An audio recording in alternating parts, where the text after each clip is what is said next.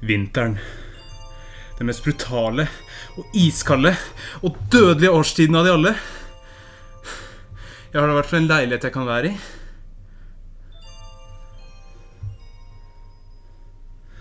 Men hva med dyrene? I naturen så har dyrene måttet lære seg mange triks for å overleve vinteren. Noen flyr sørover, noen skifter på drakta si, og noen går i dvale. Altså, det er jo en genistrek fra naturen sin side da. Hvis det er for mye ork å finne mat, og det er for kaldt ute, hvorfor ikke bare skru av kroppen i 3 måneder og komme ut når været er digg igjen, liksom? Tenk deg det. Nei, sånn faktisk tenk deg det, ok? Vi er i november. Været blir bare kaldere og mer slapset og ekkelt, og dagene blir bare kortere og kortere, og himmelen, den er mørkere enn 86% mørk sjokolade, dyppet i svartmaling. Tenk deg da. Du har drukket en kopp kamillete, du har satt mobilen på lydløs, du legger deg under dyna, og du går inn i en dyp, behagelig søvn. Og når du våkner, så strekker du halsen ydmykt ut av vinduet. Du forventer 2 plussgrader og piskeregn, men hva får du? Solstråler. Solstråler! Sola er der! Vi er i mars! Du kjenner sola i hud og hår. Det blir bare varmere og varmere. Vinteren er over. Snøen smelter. 17. mai er snart rundt hjørnet. Takk Gud og vårt fedreland!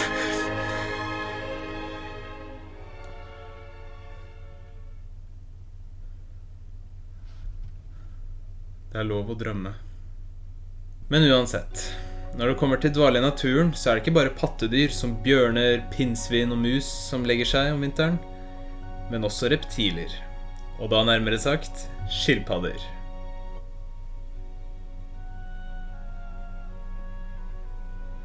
Du lurer sikkert på hvor skilpaddene mine er akkurat nå, og det er faktisk en ganske lang historie, og den tok flere uventede vendinger også. Jeg prøvde å dokumentere det på veien, og jeg hadde liksom en formening om hvordan det skulle gå, men det gikk annerledes.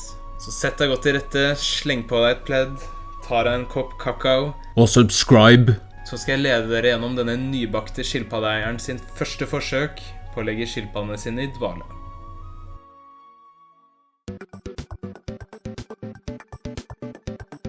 God morgen folkens, i dag er det 5. november, og vi skal starte dvale i dag. Så det vi må basically gjøre er at vi må skifte ut alt av jord inne i terrariumet, fordi de skal faste, og da kan det ikke ligge noen gamle matrester eller noen ting i terrariet. Se på han, der har vi han, ja. Ja, du har stått opp det. Hvor er Sofia da? Der har vi Sofia. Du er nettopp våkna. Du må komme ut av lille hulen din da. Ja, se der kommer den, ja. Så som dere ser, så er det ganske griset oppi her, altså. Masse bæsj og tiss og promp. Hva har du å si til ditt forsvar? Tok dette ut? Går rundt og driter overalt. Tenk om jeg skulle gjort det da. Tenk om jeg skulle bare drete ut ned hele rommet mitt.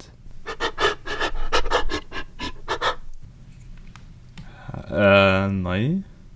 Ok, uansett. La oss bare begynne med å rydde dette terrariet her. Altså, grunnen til at de ikke kan spise noe i en måned før de skal legges i dvale, er fordi at hvis det ligger noe ufordøyd mat i systemet, og de blir lagt i dvale, så råtner det inni magen. Og det er ganske cringe. Men Andreas, sier du kanskje, hvis de ikke får noe mat, kommer de ikke til å dø da? Og da sier jeg jo, det er helt sant.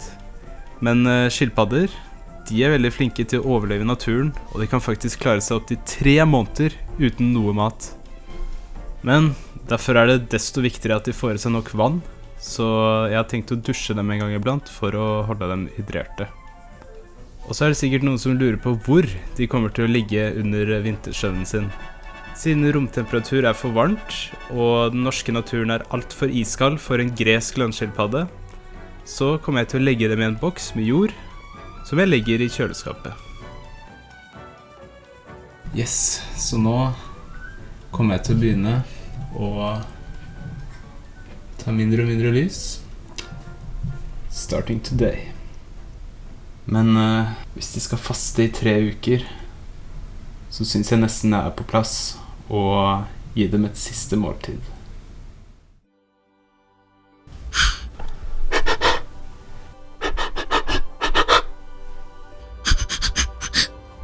Oh yeah, rekesnacks.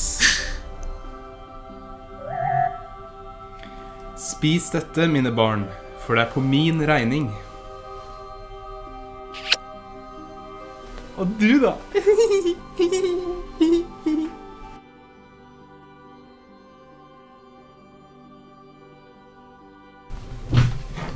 Sånn, vet du, nå koser de seg ordentlig der borte.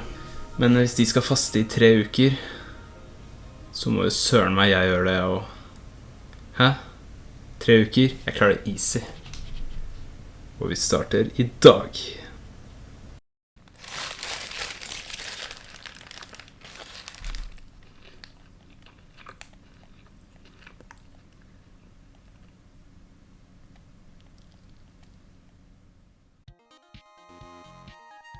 Siden det føltes som en såpass dramatisk prosess å putte kjæledyrene sine gjennom, så prøvde jeg liksom å lese meg opp så mye som mulig på alt som har med dvale å gjøre, sånn at jeg var best mulig forberedt.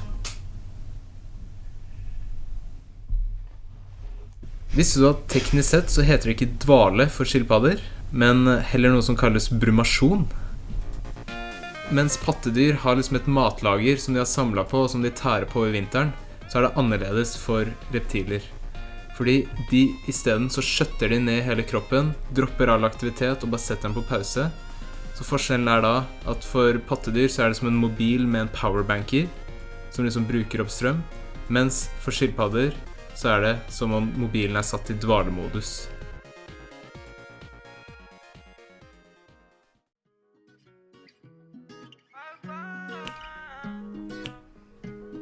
I'm an island boy, oh I'm an island boy, oh yeah I'm trying to make it, oh I'm an island boy. Hæ? For siste gang, nei, ok?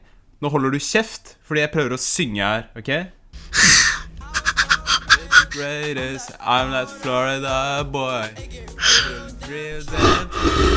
I'm like, damn, on the topic, yeah. Det er den 4. desember i dag, og det er den siste dagen for dem med varmelys. I dag er det bare en halvtime de får, og etter det så er det ikke noe mer. Jeg merker at de blir mindre aktive, at de er våkne et par timer om dagen, og så går de og legger seg igjen med en gang. Det er jo et godt tegn, så... Der skrudde lyset seg på. Den siste halvtimen for 2023.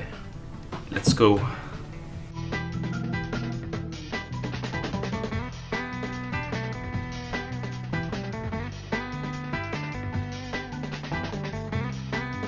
Daniel cooperates, either because he's innocent or just very, very sure of himself. He allows the police to collect.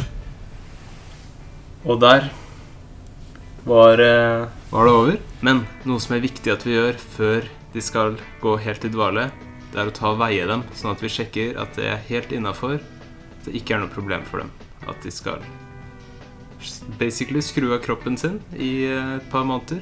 Så jeg veide dem rett før de startet med fasten sin, og da veide, skal vi se, Sokrates var 233 gram, og så var Sofia 97 gram. Skal vi se her da. Sånn. 230 gram, det er omtrent akkurat det samme, det er jo veldig bra det. Skal vi sjekke Sofia da, og hun ligger på 98 gram. Har du gått opp i vekt, Sofia? Ja, ja.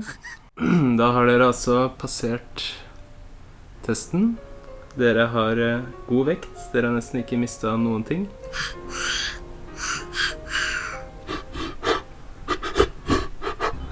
Ja, jeg ser på dem, de er mye slappere enn de pleier å være. Så ja, da er det egentlig klart da.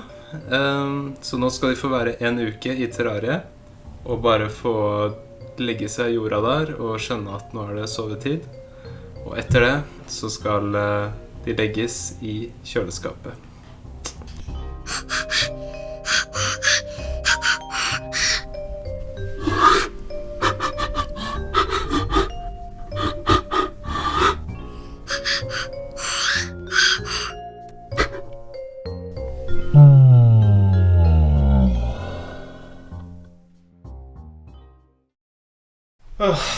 Jeg vet ikke hvordan jeg skal klare meg uten skilpaddene mine. Jeg kommer til å bli så ensom. Neida, det her kommer til å gå så fint. Mener du det? Ja, jeg tror til og med en pause mellom dere kan bare hjelpe, ja. Fordi da unngår dere å bli lei av hverandre, og så blir det ikke en sånn toxic relationship, ikke sant? Så det tror jeg kan være veldig fint på en måte. Ja, det et poeng det da. Og du ikke alene, du, hæ? Du har masse venner. Har jeg det? Ja, sånn meg for eksempel. Du, tusen takk. Null problem. Du, det her var virkelig en lettelse, altså. Tusen takk skal du ha. Vi snakkes. Vi snakkes. Et øyeblikk der så trodde jeg at jeg skulle bli gal, liksom.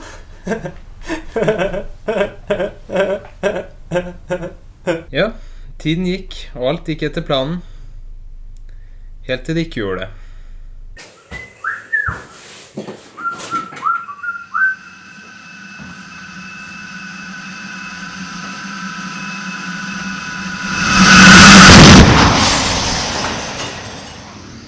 Kjøleskapet hadde sluttet å funke. Yeah. Som et ondt stikk fra skjebnens ironi, så hadde kjøleskapet konka ut 1 uke før jeg skulle legge skilpaddene mine inn der. Jeg måtte komme opp med en plan, og det kjapt.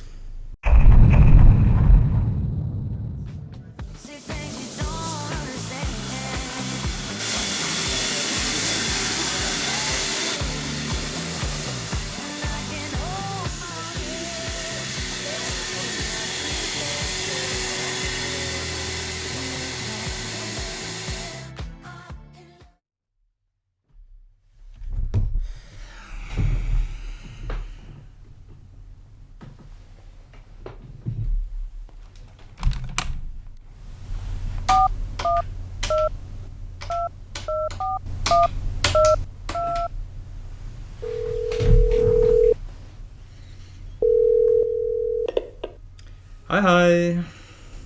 Ja, det meg. Ja, det virkelig meg. Nei, jeg ikke død.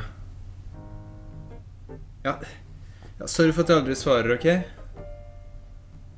Ja, sorry for at jeg ikke kom med den begravelsen, da, ok? Det jeg skulle spørre om nå var, kan jeg, tror jeg kan komme og feire jul sammen med dere, eller?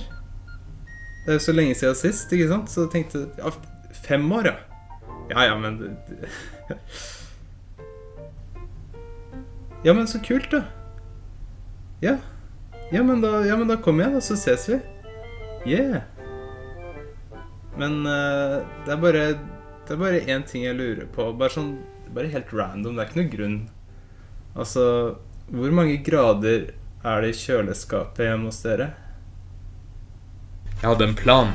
Jeg skulle dra hjem til jul, ta med skilpaddene mine og legge dem i kjøleskapet der. Så dvalen var fortsatt gjennomførbar.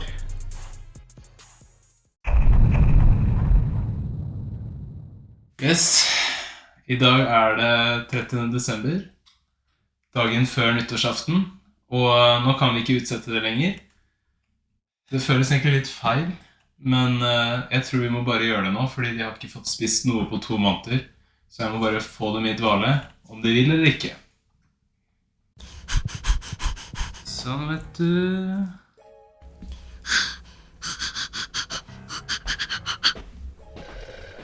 Da har jeg fikset en boks med jord her. Det sånn skilpaddejord som jeg bruker i terrariet. Og som dere ser så har jeg fått lufthull. Det veldig viktig at de får nok oksygen. Selv når de ligger og sover under jorda. Så da får vi bare ta Sokrates først. Skal vi se. Sånn, ja. Dette Sokrates. Dette.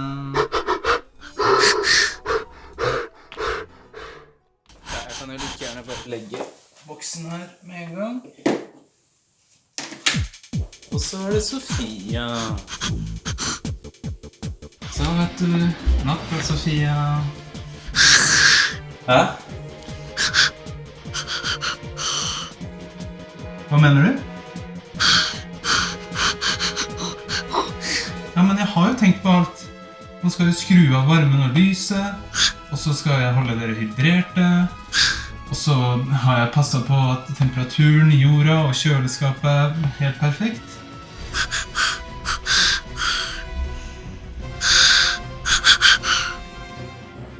Ok.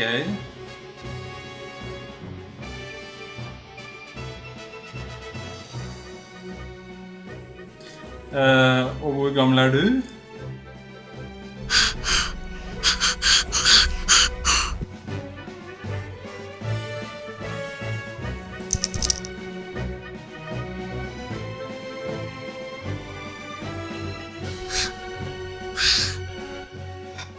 Du er jo bare en baby, og jeg holdt jo på.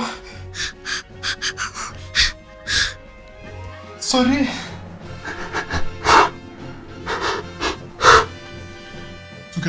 Sokrates, kom her. Unnskyld så mye. Så ja, selv om skilpadder i naturen er nødt til å gå i dvale helt fra de små babyer, så er det mange av dem som ikke overlever det, rett og slett. Så da er det ikke anbefalt å la kjæledyrskilpadder få gå i dvale før de er kanskje et par-tre år gamle. Og Sokrates, som er eldre, han kunne gått i dvale helt fint, men jeg bare lot han. Det gjelder det samme som Sofia. Men ja, jeg har da i hvert fall lært mye da. Under dette forsøket så får det her være en slags oppvarming eller introduksjon for dem da, til neste år. Vi kan satse på det. Hæ? Hva er det? I can beat you, Mr. Rabbit. Get it. Listen, Snail. Hva er det? Trenger dere noe? Varme? Ja, selvfølgelig. Du skal få varme, Sofie. Oi. Krem i kakaoen? Ja, selvfølgelig. Det skal du få.